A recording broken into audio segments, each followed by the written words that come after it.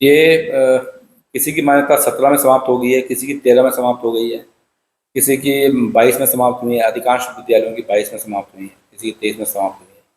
तो लेकिन कुछ विद्यालय इसमें ऐसे हैं जो 11, 12, 13, 14 से भी मान्यता नहीं थी इनके पास, और ये बिना मान्यता के ही चल रहे थे। इनके कुछ विद्यालयों के इसमें नवीनीकरण के एप्लीकेशंस भी नहीं आई हैं, जिन्होंने जिन्होंने 25 में या 24 में या 23 में नवीनीकरण किया है। इनकी मान्यता जो है जैसे जब समाप्त हुई थी उसके तुरंत बाद उनको जो है वो कर देना चाहिए था, ऑनलाइन अप्लाई कर देना चाहिए था, उन्होंने अप्लाई नहीं किया। फिर जो इनकी हमने जो मौके पे जाकर की जो जांच की है उसमें जो है जो नवीनीकरण के जो मानक हैं उन मानकों को ये पूरा नहीं करते हैं। काफ़ी सारे मानक हैं इसमें, चाहे वो शिक्षक की अर्हता से तात्पर्य हो, चाहे चाहे उनके वेतन से हो, चाहे अन्य प्रकार के आपके फायर फायर एक्सटिंग्विशर्स हों, फायर फायर सर्टिफिकेट हो। ऐसे कई सारे मानक हैं हमारे जिनके आधार पर जो है इनको मान्यता का नवीनीकरण या मान्यता दी जाती है।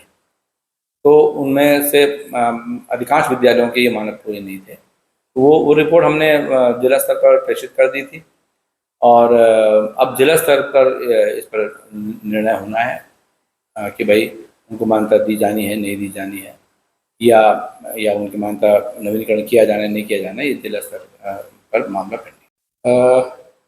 संख्यात्मक तो मैं अभी इतने बता पाऊँगा। हमारे कुल 89 स्कूल्स ऐसे हैं जिनकी मान्यता नवीनीकरण के प्रकरण हमारे उस पे पेंडिंग थे, पोर्टल पे पेंडिंग थे। तो वो हमने उसकी जांच करके रिपोर्ट जो है पोर्टल पर अपडेट कर दी थी, और जो है उनके उसके बाद जो है जिला स्तर पर उसकी कमेटी बनाई गई। कमेटी ने उनके फाइल्स पर जांच की। जांच करने के बाद जो है हमको खंड शिक्षा अधिकारियों को उसकी क्या नाम मौके पे जाकर उसको मुआयना करने के लिए कहा, और उसकी रिपोर्ट प्रस्तुत करने के लिए कहा। वो रिपोर्टें हमारे द्वारा भेज दी गई हैं, और वो जिला स्तर पर उस पर जो है कार्रवाई हो रही है, नियमानुसार कार्रवाई।